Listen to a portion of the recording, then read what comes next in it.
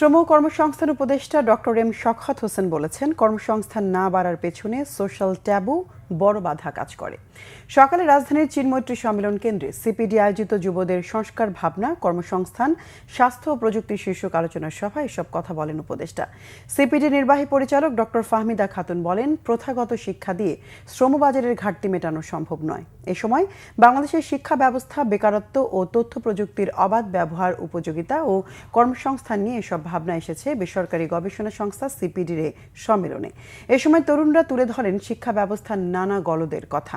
আলোচকরা বলেন, প্রতি বছর যে পরিমাণ শিক্ষার্থী গ্র্যাজুয়েট হয়ে বিশ্ববিদ্যালয় থেকে বের হন, তাদের অনেকেই থেকে যাচ্ছেন কর্মসংস্থানের বাইরে, যে কারণে দরকার দক্ষতা ভিত্তিক জনশক্তি ও প্রযুক্তির ব্যবহারের সক্ষমতা।